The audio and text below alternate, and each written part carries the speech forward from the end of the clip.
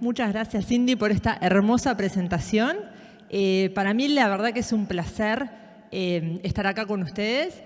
Si bien es verdad que es sábado, yo tengo 3 hijos, siempre me parece alucinante acompañar educadores porque realmente son protagonistas tan importantes en la vida de los niños y podemos hacer tantas cosas por ellos que, bueno, que acompañar a la infancia desde este lugar siempre me parece un desafío que lo tomo como algo que tiene mucho sentido para mí. Como dijo Cindy, yo vengo del área de la psicoterapia, básicamente trabajo en salud mental, dirijo la maestría en psicoterapia de adultos y familia y trabajo con mucha gente que es grande y que por alguna razón perdió su bienestar.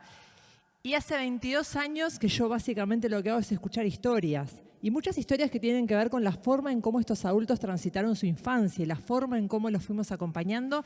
Y es desde ahí que yo vengo a construir estas charlas. Porque yo siempre digo, yo tengo el estudio longitudinal. Si bien no trabajo en investigación, como bien dijo Cindy, me encantan las maestrías porque me gusta mucho más estar ahí, pintarme las líneas de guerra y estar en el combate de lo que es el día a día de las personas. Lo que es verdad es que conozco mucho cómo terminan algunas historias y desde ese final es que yo quiero construir esto que les vengo a contar, que tiene que ver con la convivencia, ¿no? Con esto de aprender a convivir y con todos los desafíos que tenemos los educadores en el lugar que nos toque cuando acompañamos niños que en algún punto conviven. Y uno se preguntará, bueno, ¿pero qué hace una psicoterapeuta en un lugar de habilidades socioemocionales, la convivencia? Bueno, ¿qué tiene todo esto que ver con la salud mental? Y bueno, tiene muchísimo que ver y la idea es que ustedes puedan terminar la charla de hoy entendiendo un poco más cómo podemos acompañar los desafíos de la convivencia y cómo en algún punto ahí es donde muchas veces vamos a construir la mayoría de las habilidades socioemocionales de los niños. ¿Está bien? Así que si les parece, y antes de arrancar, porque yo no los conozco, yo le pregunté a Cindy, bueno, a ver, contame más o menos quiénes vienen, y me dijo más o menos un pantallazo general, pero lo que a mí me gustaría es que ustedes me definan un poquito cuáles son los problemas de convivencia a los que vos te enfrentás en tu práctica educativa. Yo me imagino que acá habrá maestros, capaz que acá hay educadores formales, informales, de educación inicial, primaria, algunos de secundaria. Entonces, ¿se animan a hacer Mentimeter conmigo? Que es entrar a menti.com, ponen ese código y si no escanean ese código QR y que me definan en 3 palabras, sin tilde ni mayúscula, así podemos hacer que se parezcan. ¿Cuáles son los desafíos o los problemas de convivencia a los que ustedes se enfrentan en su práctica educativa? ¿Se animan? No sé, hay gente que dice, no, las peleas, los insultos, las agresiones. Bueno, no sé, no los quiero sesgar, pero quiero que me definan en 3 palabras cuáles son los problemas de convivencia a los que ustedes se enfrentan todos los días en su práctica educativa. Váyanlo poniendo, se los dejo acá un poquito más. ¿Todos pudieron escanear? ¿Sí? ¿Están llenando? ¿Sí? Bueno, a ver. Voy a ir viendo qué resultados me arroja Mentimeter, que en algún punto los representa a todos ustedes con los desafíos que van teniendo, ¿no? Insultos, peleas vienen ganando, faltas de respeto, conflictos, conflictos, peleas, respeto, violencia verbal. ¿Vieron? Todo es como más o menos lo mismo, dicho distinto. Violencia, pelea. ¿Vieron como peleas, insultos? Parece que queda como medio fijo ahí en el medio. Violencia verbal, conflictos. Vamos a seguir viendo cómo este puzzle se nos va armando. Yo sé que hoy Pablo me estuvo contando, no lo pude venir a ver porque parte de lo que me pasó fue que tenía que ver qué hacía con mis hijos, que casi los traigo, por suerte los pude. Pero bueno, él me decía que estuvo hablando un poquito de lo que es la emocionalidad de ustedes frente a todo esto. Porque dice, claro, cuando tenemos niños que se pelean, que tienen conflictos, que en algún punto eso está atravesado por la violencia, por las agresiones, por la falta de empatía, de respeto. ¿Vieron cómo aparecen las mismas palabras más o menos repetidas? Uno dice, bueno, claro, ¿cómo nosotros de alguna manera nos enfrentamos a esto? Y en algún punto, ahí se dejó de mover, esto es un poco los problemas de convivencia a los que todos nosotros nos enfrentamos, ¿no? Entonces, miren lo que, a ver si esto cómo era. aquí. Miren lo que nos va a pasar con esto, ¿no? Nos enfrentamos básicamente a las peleas, los conflictos, la violencia. ¿Y qué es lo que sucede? En algún punto esto tiene mucho que ver con la disciplina, ¿no? Que es lo que nosotros llamamos los problemas de conducta, los problemas de convivencia. Los niños que en algún punto no se portan como nosotros esperamos que se porten en la convivencia, no son empáticos, no escuchan, no insultan, no acatan órdenes, se nos van de las manos y claro, eso nos empieza a desregular mucho porque nos sentimos impotentes, incapaces, no sabemos cómo hacer. Porque todos queremos ese niño feliz, que todo, como dice Fontana Rosa, que sus amigos sonríen al verlo llegar, pero todos sabemos que en el día a día ustedes se enfrentan a niños que distan mucho de este niño feliz y armónico con el que todos de alguna manera esperamos trabajar. Porque en algún punto nos dijeron que algunos problemas de convivencia podían hacer, pero nosotros tenemos que enseñar cosas, tenemos que enseñar a leer, a escribir, las matemáticas, y se nos distraen, se nos levantan de la mesa, se pelean. Entonces, miren lo que nos va a pasar. Nosotros de alguna manera estos problemas vamos a tener una cantidad de intervenciones que yo estoy acá porque si hay algo que sé es que la mayoría de esas intervenciones no les funcionan. Por eso se desregulan, por eso de repente venimos a un taller un sábado de habilidades socioemocionales, por eso este tema nos conmueve tanto, porque hacemos una cantidad de cosas que no funcionan, pero no solamente no funcionan, sino que miren lo que les voy a contar. La forma en cómo las personas intervenimos muchas veces en los problemas de convivencia no solo no construye habilidades socioemocionales, sino que muchas veces las destruye. Quiere decir que la forma en cómo nosotros intervenimos en estos temas es como que borra con el codo lo que escribimos con la mano. Nosotros fuimos al taller, trajimos, hablamos del monstruo de los colores, de las emociones, de la calma, hicimos un ejercicio de mindfulness, trajimos la ranita, pero después cuando llegan al recreo y se pelean, los llevamos a la dirección y todo lo que hacemos ahí no solamente no funciona, sino que muchas veces va a poner en jaque parte de estas habilidades y básicamente vamos a ser personas que apagamos con gasolina el fuego. Entonces, es como que este niño pasa por el encuentro con nosotros y en vez de construir sus habilidades, en algún punto queda empobrecido. Por eso, si ustedes se fijan, los niños de las penitencias son siempre los mismos. ¿Se dieron cuenta de eso?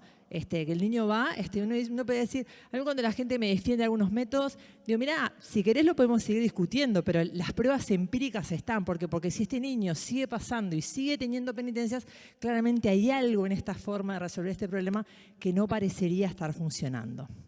Entonces, ¿qué es lo que de alguna manera yo busco? Bueno, ver si podemos cambiar un poquito esas intervenciones, ¿no? Y de alguna manera lo primero que les voy a contar, que es rarísimo, es que los problemas de convivencia en realidad van a ser esperables y necesarios. ¿Por qué? Porque si nosotros hablamos de que aprendemos a convivir y estamos hablando de habilidades, si hay algo que todos los educadores sabemos, es que las personas para desarrollar una habilidad, lo que tenemos que tener es experiencia. O alguna vez alguno de ustedes aprendió a nadar leyendo, o aprendió a andar en bicicleta porque alguien le dijo cómo tenía que hacerlo. No, todos aprendimos haciendo cosas, aprendemos a convivir conviviendo. Ahora, lo que también sabemos es que el aprendizaje se define por todo el tiempo en el que yo no tengo la habilidad.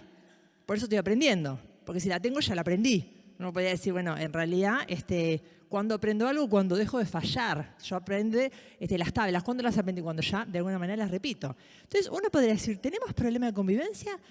O en realidad los niños cuando conviven lo hacen de forma poco habilidosa, porque de la misma manera que leen de forma poco habilidosa, de la misma manera que hacen cuentas poco habilidosas, bueno, también resuelven sus conflictos de forma muy poco habilidosa. Entonces, ¿por qué son necesarios? Porque son los que le van a dar la experiencia para que justamente el niño aprenda todas estas habilidades. Ahora, uno se puede preguntar por qué los definimos como problemas. Ustedes saben que los problemas de conducta, yo que trabajo en psicoterapia, son el principal motivo de consulta. ¿Por qué los niños van a psicoterapia? ¿Saben por qué van? Porque se portan mal. Por eso vienen. Y el niño viene y te dice, pero yo vengo porque me porto mal.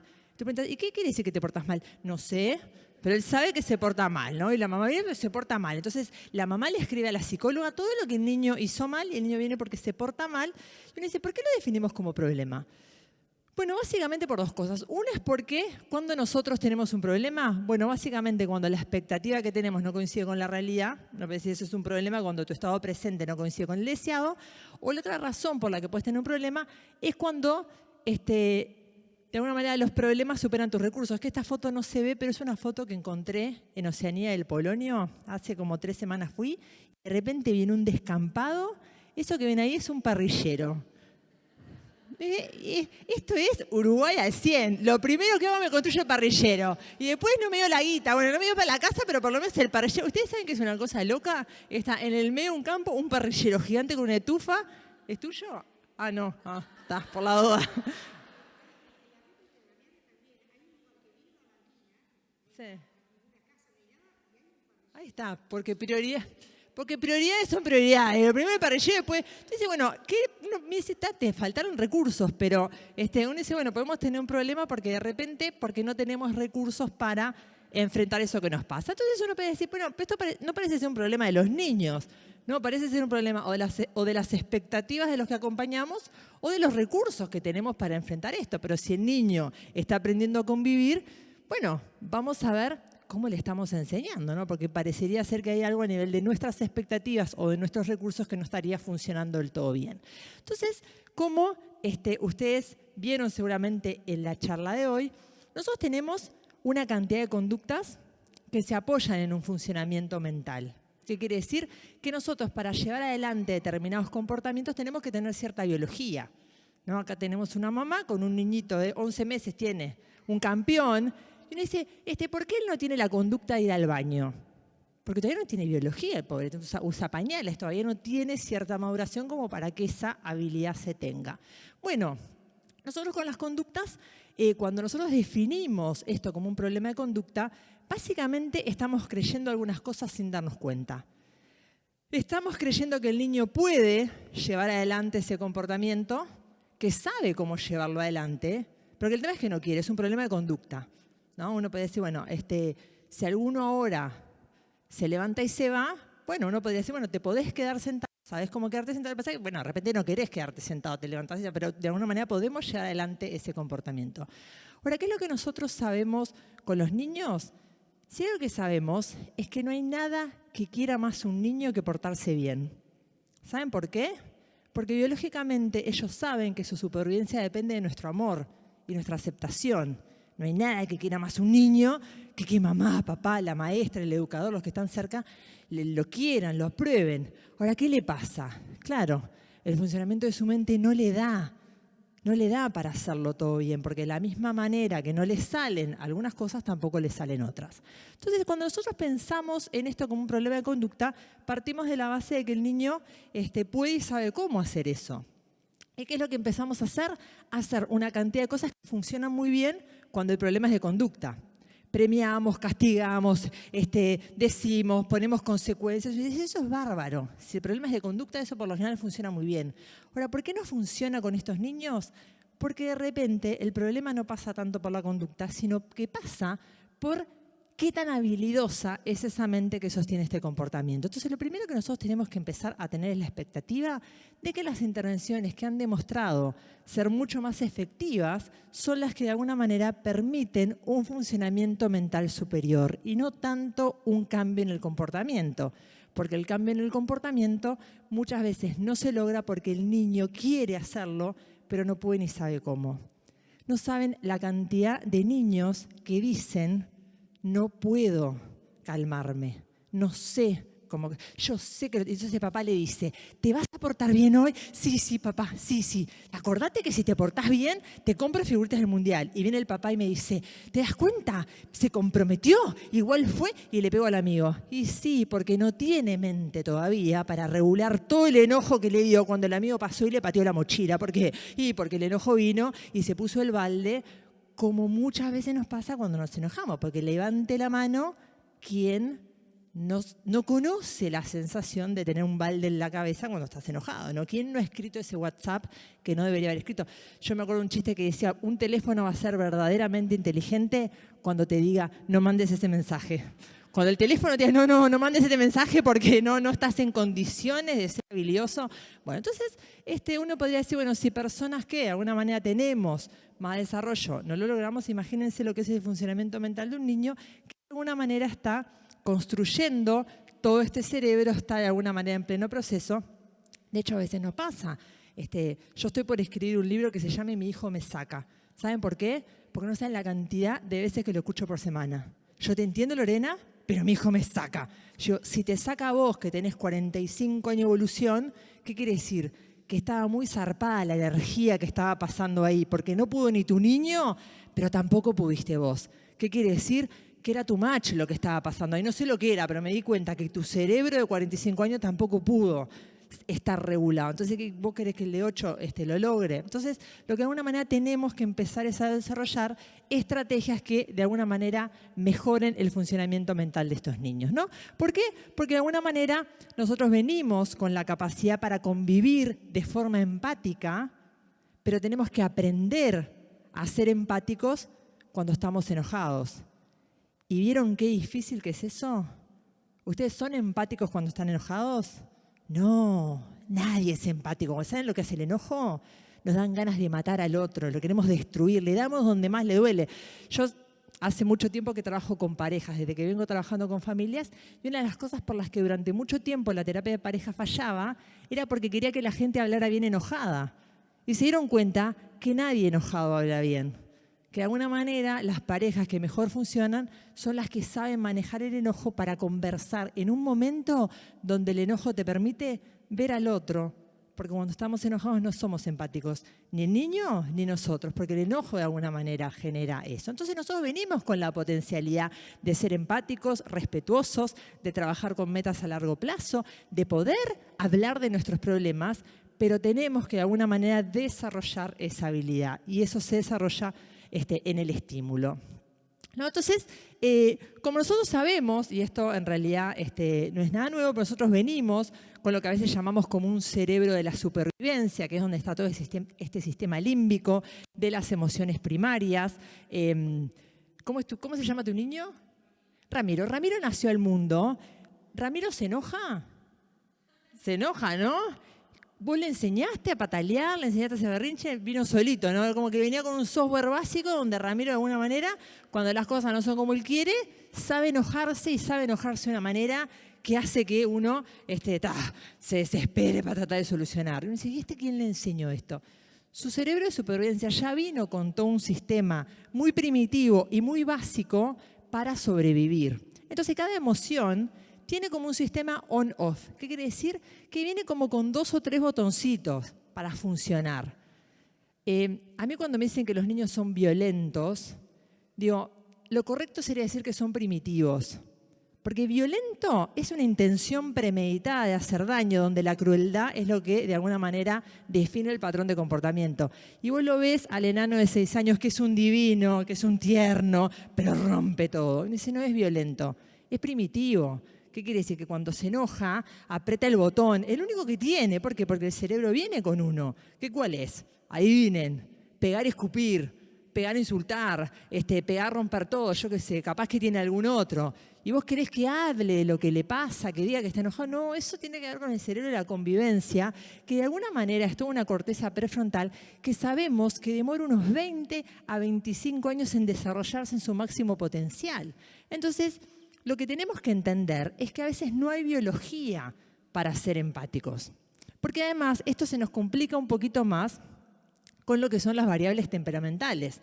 Porque ustedes saben que hay una variable, el temperamento es un poco como con la personalidad con la que nosotros venimos al mundo, ¿no? A veces las personas creemos que todo tiene que ver con que la mamá es primeriza, o es el hijo mayor, o es el del medio, o es el menor.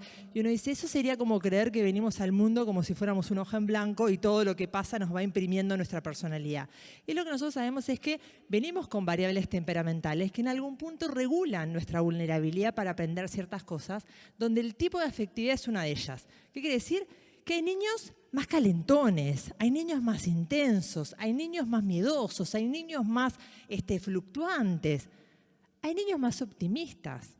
A mí cuando la gente dice, no, porque el duerme de niño me funcionó, y el otro dice, ay, a mí no me funcionó para nada. No, eso es porque lo aplicaste mal. Dice, no, eso es porque hay niños mucho más regulados que otros. Hay niños que con 3 días duermen toda la noche y otros que te demoran 30 años en dormir toda la noche, porque son más, toda la biología es como más complicada. Entonces, uno dice, bueno, vamos a suponer que entre estos cerebros, ¿no? Que uno podría decir, bueno, se van como construyendo rutas que a veces, cuando las emociones se activan, quedamos como primitivos, básicos, ¿no? Con los 2 o 3 botones que nosotros tenemos, porque los otros botones de alguna manera los vamos a tener que ir construyendo con el tiempo. Entonces, uno podría decir, bueno, si nosotros tenemos niños que a los 5, 6, 8 años, no sé qué edades tienen ustedes, pero miren, ese cerebro azul está cerca de los 20. Seguro cerca de los 20 ninguno tiene a nadie, ¿no? Seguro son todos más chicos. ¿Por qué? Porque por lo general, cuando esto se termina, ya se nos van, no los vemos. Uno siempre educa. Yo tengo 3 niños, Emma de 10 años, Facundo de 8 y Maya de 6. Y yo sé que cuando estas personas sean buenos ciudadanos, se van a ir. O sea, básicamente, si hay algo que tengo claro, es que los peores años de la infancia son los primeros 30, ¿no? Uno dice, bueno, los más difíciles son los cuando los tenés cerquita. Entonces dice, bueno, si se fijan, no hay mucha biología para ser un gran ciudadano. Estamos como más cerca del chimpancé de lo que en realidad nosotros esperamos cuando trabajamos en infancia, ¿no? Entonces, ¿qué es lo que además tenemos?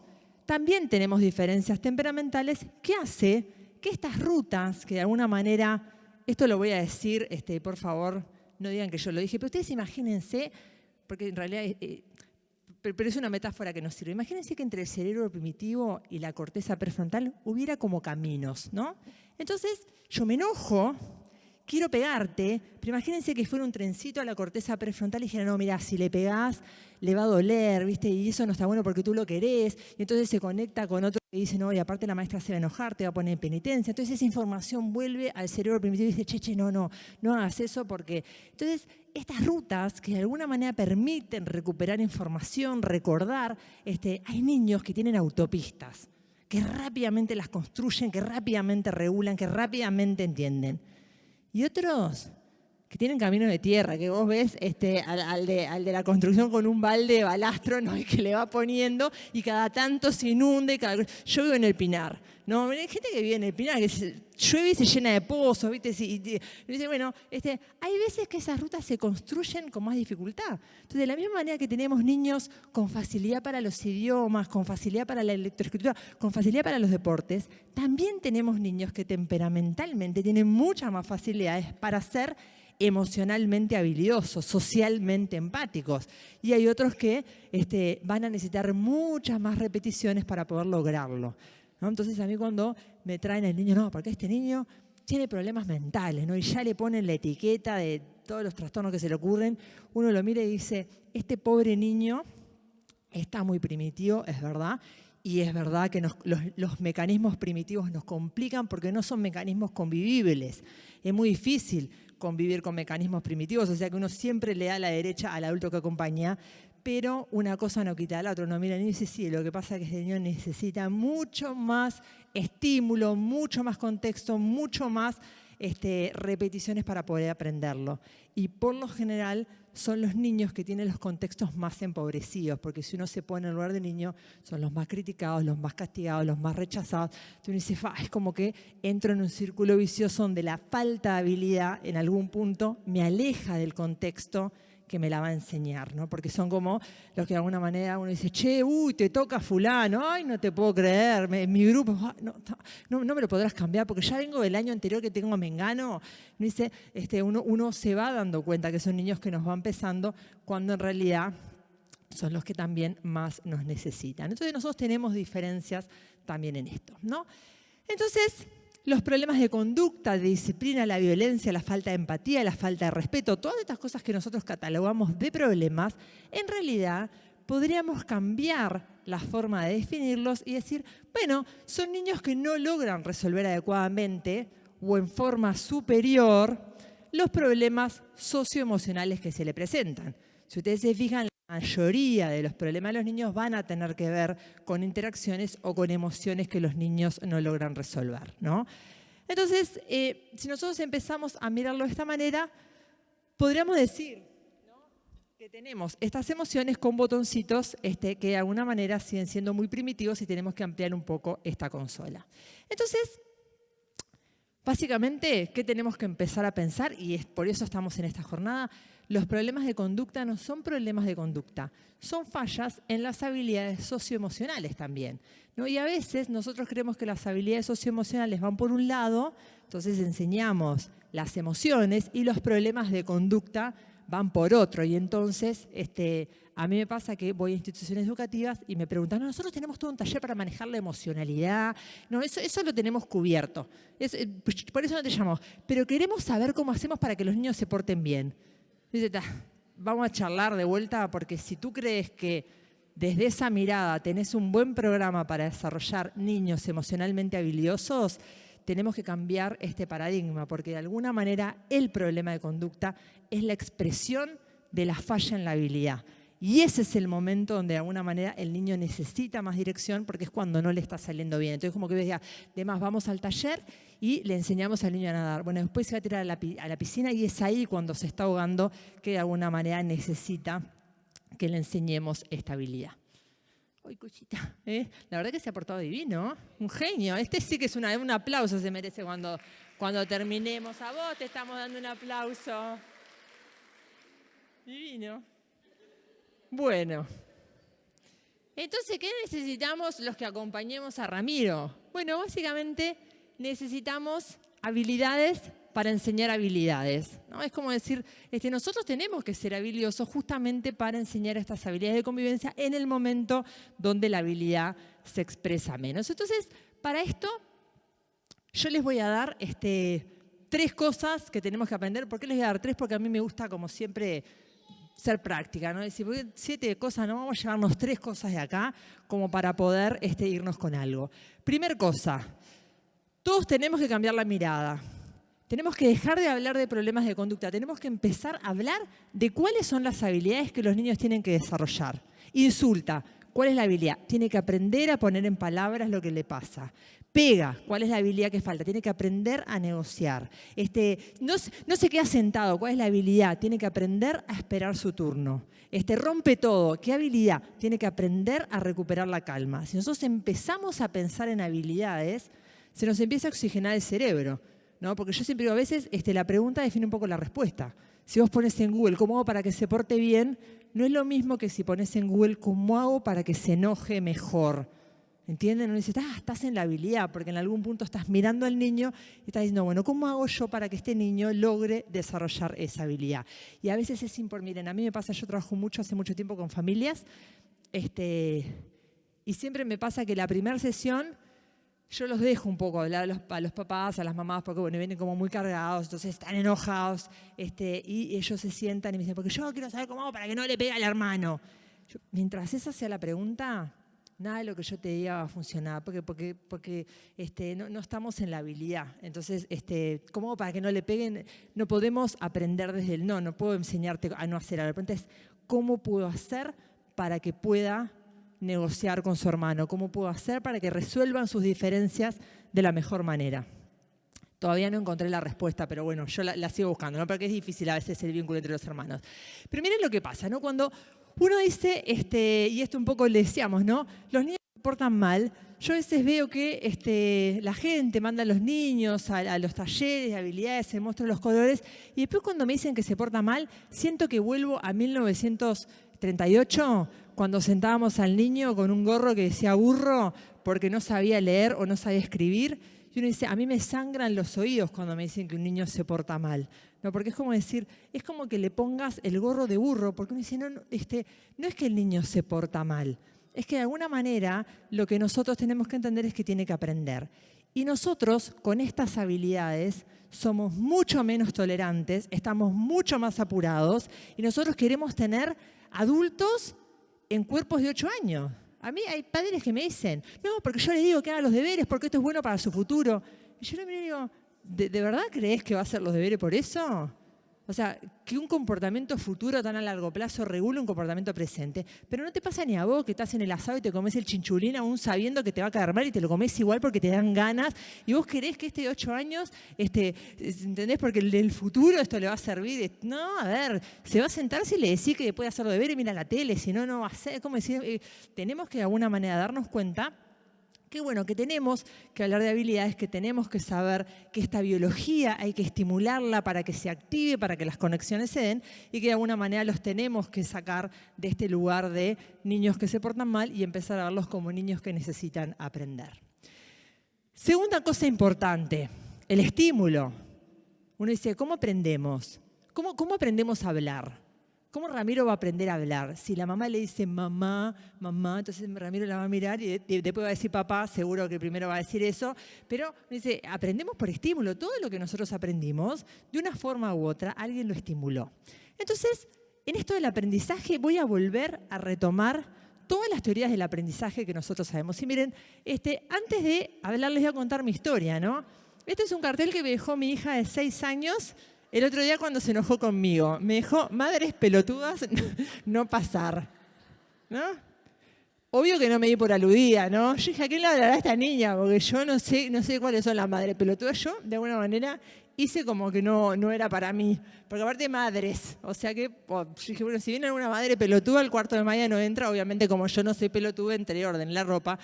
Uno dice, bueno, evidentemente mi hija necesita desarrollar una cantidad de cosas, ¿no? Imagínense, 6 años. Aparte vieron que madres, o sea, ella ya sabe que lo dijo, tenía la posibilidad de decir, no, pero no era para vos, mamá, era para otras. Pero bueno, entonces yo digo, yo me enfrento frente a esto, ¿no? Y puedo de alguna manera tener una reacción, qué horrible. Mi hija, si me trata, la típica, si me trata así, ¿cómo va a ser cuando sea adolescente? Me lo dicen todos, ¿no? Puedo quedarte tranquilo Pero sí tengo un desafío educativo acá. Ahora, ¿qué es lo que de alguna manera tenemos que entender? Que como todos los estímulos, yo tengo que enseñar un plan B. ¿Qué quiere decir? Que si estoy diciendo que este niño lo hace porque este es un mecanismo primitivo, le tengo que enseñar un mecanismo superior, que no pasa por premiarlo, castigarlo, ponerlo en penitencia. Pasa por enseñarle la manera. Porque hay gente que me dice, no, porque yo lo puse en penitencia. Y yo digo, ¿y qué plan B aprendió en esa penitencia? Y le pusiste la suspensión, se quedó sin ir a la granja. Yo no lo cuestiono, de repente son las reglas, no sé, no me importa. Pero la pregunta es, ¿cuál es el plan B que aprendió? La próxima vez que se enoje. ¿Sabes lo que va a hacer la próxima vez que se enoje? Lo mismo que hizo, porque el cerebro va a ir al plan A. Porque acuérdense, emoción siempre tiene que ver con esta energía que tiene que ponerse afuera. Entonces, si no sale por la convivencia, sale por la supervivencia, pero por alguna manera sale. Entonces, el niño tiene la penitencia, se quedó sin ir a la granja porque le pegó un amiguito. Y le pregunté, y la próxima vez que se enoje, contame cómo quedarse sin la granja, le enseña un plan B. Y ahí vamos viendo por qué que esto no funciona tanto. Entonces uno dice, ¿cómo aprendemos? Primero aprendemos en positivo. Yo le puedo decir a mi hija, ¿cómo me vas a dejar ese cartel? Bueno, me lo dejó porque estaba enojada. Maya, la próxima vez decime, mamá, estoy enojada. Le doy la forma en positiva, específica y concreta para que lo pueda hacer mejor. Aprendemos por partes. Es como, a veces uno ve que el adulto interviene con el niño y le quiere enseñar todo al mismo tiempo. Entonces, por ejemplo, miren lo que me pasó con Maya. Ella me dejó ese cartel, pero en realidad ella estaba muy enojada porque yo no los había dejado mirar la tele porque ya era tarde. Antes ella rompía todo y tenía, porque es bastante calentona. Ella de alguna manera no mira la tele, se lava los dientes, se va a dormir y me deja el cartel. Si se fijan, yo gané una batalla. Se fue a dormir porque de alguna manera a las 9, perdí otra. No pudo decirme que estaba enojada, pero pudo respetar el límite. Entonces yo puedo sumar, no, ¿cómo me vas a hablar así? Entonces me dice, si te vas a la cama, y dice, seguís escalando. Y dice, pará, no podemos aprender a sumar, a restar, a multiplicar, a dividir, a hablar en inglés y a tirar la pelota al arco todo en la misma. Uno dice, vamos aprendiendo por parte. Entonces a veces uno ve que nosotros queremos enseñarle 7 habilidades al niño. A que negocie, a que sea empático, a que diga lo que le molesta de forma amable, a que respete el límite. Y uno dice, vamos a dividir todos los aprendizajes por parte. Cuando uno ve el cuaderno de primero un niño, la maestra corrige algunas cosas, no corrige todas. O corrige la puntuación, o corrige la mayúscula, o corrige la redacción, pero no puede corregir todo, porque de alguna manera no podemos aprender todas las habilidades juntas. Tenemos que ir aprendiéndolas por partes. Aprendemos por repetición. ¿Qué quiere decir? Que si yo le digo a mi hija que me diga que está enojada, ¿les parece que con que se lo diga una vez alcanza? Yo tuve, bueno, todos tuvimos la escuela, hablo yo como si hubiera sido la única que tuvo la pandemia, la escuela por Zoom. Me quedé impresionada, pero impresionada de la cantidad de veces que se repiten las letras en 5 años. No podía creerlo. Dice, otra vez la A, otra vez la vocal, otra vez el 1, o sea, basta, vamos a cambiar de número. O sea, si somos capaces de repetir tanto las vocales, ¿por qué no somos capaces de repetir patrones de calma? Porque de repente este niño hay que repetírselo 100 veces. Yo ya se lo dije, decíselo más, decíselo distinto, decíselo 80 veces más, porque para aprender cualquier cosa necesitamos mucha repetición. Aprendemos con emociones agradables, aprendemos con esperanza, aprendemos si alguien acepta nuestra diferencia y aprendemos si alguien nos enseña. Es como decir, todo lo que saben del aprendizaje, tráiganlo a estabilidad también, porque es como que pareciera ser que estabilidad se aprende distinto. Se aprende a los gritos, se aprende en penitencia, se aprende en el estrés, se aprende en el no y se aprende porque te lo dije una vez. Pero si las letras repetiste tanto, el cerebro aprende todo de la misma manera. Entonces con esto hace las mismas cosas que haces con las otras habilidades que enseñás. Entonces nosotros de alguna manera tenemos que enseñar el plan B, ¿no? Y la tercera cosa que nosotros de alguna manera tenemos, porque esto está acá, tenemos que enseñar el plan B. ¿Y cuál es el plan B? Y esto es bien interesante, ¿no? Cuando nosotros enseñamos el plan B, tenemos como esta idea de que para hacer cosas buenas tenemos que sentirnos bien. Entonces, ¿qué hacemos? Hacemos cosas para que el niño no se sienta bien. Por ejemplo, yo puedo hacer cosas para que mi hija no se enoje. ¿Pero por qué te enojas? Pero escuchame, es la hora de irse a dormir. Si no, mañana estás cansada. ¿Cómo decir? Te podés ir a dormir enojado. Podés hablar bien enojado. Podemos hacer cosas buenas cuando nos sentimos mal. A mí, ¿saben lo que me pasó en la pandemia? Mucha gente me preguntaba cómo podía hacer para sentirse bien. Y yo le decía, no tengo idea. Porque todo lo que está bien es sentirse mal. Ahora, podemos hacer cosas para estar bien. Eso es distinto. Sentirse bien, la verdad, no sé. Yo estoy muerta de miedo, estoy muerta de bronca, estoy muerta de tristeza, estoy asustada. Ahora, ¿eso quiere decir que me tire a tomar un litro de helado, que baje la persiana y que deje de trabajar? No, yo puedo hacer cosas buenas cuando me siento mal. Eso es una gran habilidad que nosotros de alguna manera tenemos que enseñarle a los niños. Porque muchas veces, cuando nosotros le damos dirección a este comportamiento, miren lo que nos pasa. De alguna manera intervenimos para transformar la experiencia. No te enojes, no te pongas así, no es para tanto, cálmate. Si seguís haciendo esto, entonces te va a pasar X. No puede ser que en realidad nosotros no tenemos por qué cambiar la experiencia del niño. Podemos ser altamente validantes con su experiencia y absolutamente firmes con la forma en cómo resuelve la experiencia. Porque en esa forma, claro que necesita dirección. Porque el cerebro, acuérdense, va al plan A y el plan A es de supervivencia, no es de convivencia. El plan A nunca tiene dirección, el plan A es automático. ¿Por qué? Porque es el cerebro con las 4 premisas básicas para sobrevivir. El cerebro de la convivencia es el que le da dirección a las cosas. Entonces, ¿qué es lo que de alguna manera nosotros tenemos que estimular? Es un plan B que le dé dirección donde el niño con sensaciones desagradables pueda hacer cosas buenas. Que eso es lo que de alguna manera hace el cerebro de la convivencia. La gente con la que se puede convivir no es gente que se siente mejor, es gente que sabe hacer cosas buenas, aún con estados desagradables. Y esto es una gran habilidad muy vinculada a la salud mental de las personas, que es aprender a sentirse mal. ¿Saben por qué? ¿Por qué existe tanta patología? Porque si hay algo que la gente no sabe es tener experiencias desagradables. De hecho, hay muchas investigaciones que hablan de que entre la gente deprimida y la que no está deprimida, no es tanto que desarrollen estados de tristeza distintos. Es como que yo te agarro 2 adolescentes. Uno es depresivo, el otro no. Los dos frente a la pérdida de un examen se ponen igual de tristes. Pero mientras que el que no va a desarrollar depresión tiene mejores estrategias de afrontamiento, va, llama a un amigo, sale, llora. El otro tiene muy malas estrategias, deja la carrera, abandona todo, yo qué sé. Las estrategias de afrontamiento del malestar son grandes indicadores de salud o psicopatología en las personas. Entonces, ya que estamos acá y que estamos con niños, enseñémosle a los niños a atravesar sensaciones desagradables con buenas estrategias. Denle dirección a la estrategia, no a la experiencia. Es como que estoy cansada de ver gente, ¿cómo hago para que no se enoje? No tengo ni idea. Y si sabés, avísame que nos llenamos de oro. Si llegas a descubrir el botón que apaga la emoción, no sé, avísame dónde está. Hasta ahora nadie sabe cómo suprimir una experiencia. Y de hecho no hay nada que active más una emoción que querer suprimirla. No te preocupes. No te enojes por eso. ¿Cómo te vas a enojar por esa pavada?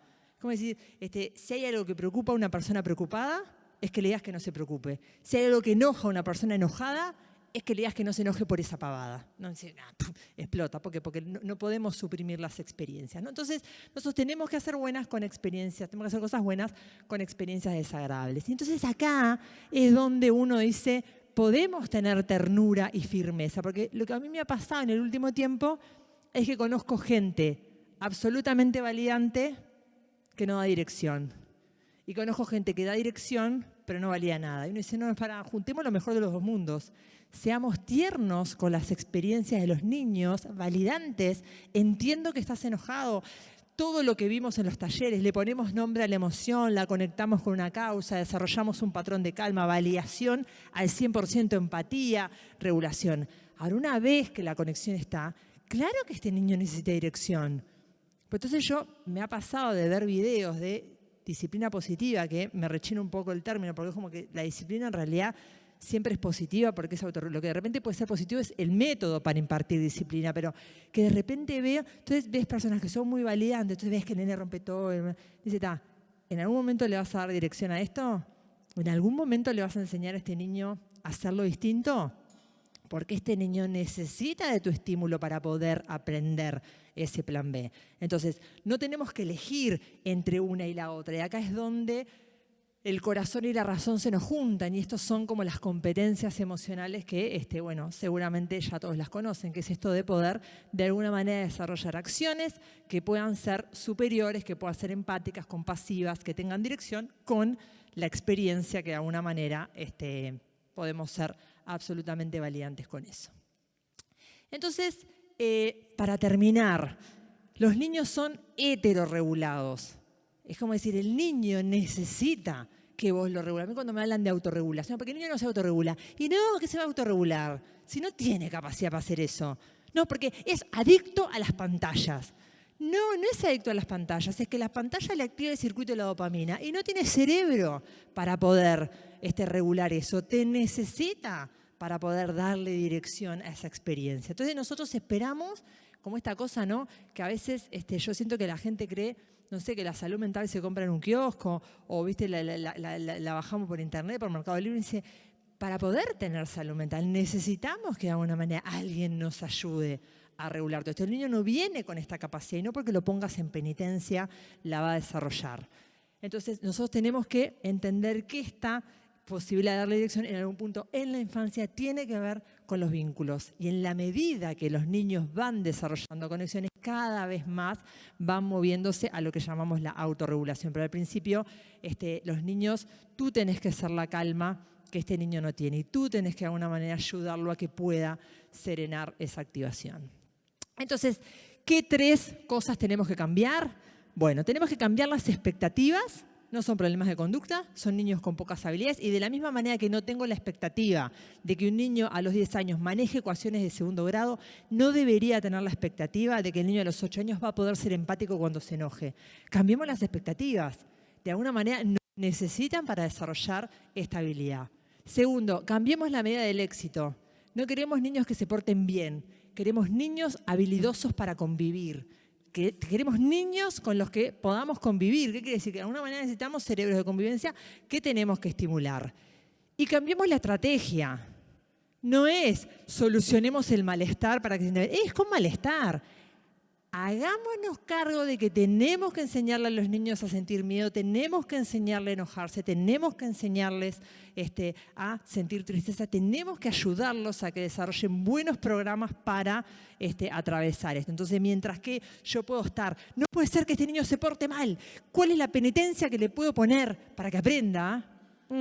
Digo, bueno, este niño no se porta bien ni mal. De alguna manera esto es una habilidad más que tiene que aprender. Mi medida del éxito es que aprenda a negociar, a ser empático, a tolerar, a aceptar que las cosas no van a ser como él quiere. Y la estrategia es cómo puedo hacer para enseñarle que no siempre las cosas van a ser como él tiene ganas. Y no tiene por qué saberlo a los 8 años. Esto es una habilidad bien difícil, aceptar que las cosas no son como yo quiero.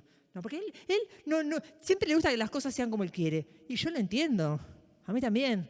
Lo que pasa es que aprendí, que bueno, que tal, yo qué sé, a veces pasa, a veces no, la mayoría de las veces no, pero bueno, aprendí a bancarlo, pero no es que digo, uy, ¿cómo me gusta que las cosas no sean como yo quiero? ¿Cómo lo disfruto? Realmente, qué lindo que es eso. Obvio que todos queremos que las cosas sean como nos gustan, pero bueno, aprendemos que eso no es así.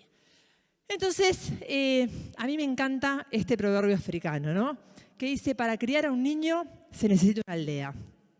Y yo le agregaría al proverbio africano una aldea emocionalmente fortalecedora, ¿no? Si nosotros queremos personas con salud, necesitamos ser contextos que enseñen habilidades, que enseñen a los niños a ser emocionalmente fuertes. Y miren por qué cuando Cindy me llamó y la gente de La Roja me llamó, yo vine encantada y les voy a contar por qué. Yo durante hace 22 años que trabajo en psicoterapia. Y al principio empecé trabajando con niños, como arrancamos todos. Sé que porque como el niño no nos evalúa mucho, como que nos sentimos más seguros ahí, porque nadie sabe lo que hacemos con ellos y bueno, como que estamos ahí un poco medios encubiertos. Entonces me acuerdo que tenía un paciente que se llamaba Joaquín. Entonces Joaquín venía porque no toleraba la frustración y porque tenía baja autoestima. Entonces yo trabajaba con Joaquín, hacíamos las creencias, los pensamientos gusanos, los pensamientos mariposa, desarrollábamos todo en conjunto, una cajita de sus recursos, todo divino, todo lo que había aprendido en toda mi formación como psicoterapeuta de niños y adolescentes. Y un día voy al supermercado y me encuentro a Joaquín en el súper. Le digo, hola Joaquín. Y yo vi que Joaquín me miró como diciendo, yo vos te conozco de algún lado, pero no sé dónde. Entonces dije, entonces le digo, ay, hola. Y le dice, ¿te acordás, Joaquín, tu psicóloga? Y él dice, ah, sí. Entonces lo miro y le digo, ¿te acordás cómo me llamo? Y me dice, no. Y dije, ¿qué estoy haciendo? ¿Qué estoy haciendo enseñándole a un niño a creer en sí mismo cuando no sabe ni mi nombre? ¿Qué estoy haciendo 1 hora por semana enseñándole una habilidad cuando ni siquiera cuando la habilidad no la tiene? Si yo ya sé que los niños no pueden extrapolar lo que aprenden en el consultorio para cuando esté. Entonces lo que me di cuenta, ese día con Joaquín me di cuenta que yo tengo que enseñarle a los que de alguna manera, como dice Le Galenier, tienen el poder del tiempo. Porque el que tiene el poder del tiempo, tiene el poder del cambio. En los niños, la pregunta es, ¿quién está más tiempo? Porque el que está más tiempo, ese es el que tiene que ser el que pueda fortalecer emocionalmente a los niños. Por eso cuando me llaman de estos lugares con educadores, voy seguro, porque miren, y con esto termino, si desde el inicio nos contaran que en la infancia se define la salud mental de un adulto, entonces trataríamos con más amor el alma de los niños. Y eso es un poco lo que yo vengo a hacer, a que ustedes sean los terapeutas de estos niños. Realmente son muy pocos los niños que se benefician con una psicoterapia, la mayoría de ellos se benefician con adultos comprometidos que generen contextos valiantes, emocionalmente fortalecedores, y cuando un niño tiene eso, se nos puede complicar más o menos, pero de alguna manera lo sacamos adelante. Así que muchísimas gracias por la invitación y en nombre de los niños, gracias por estar acá.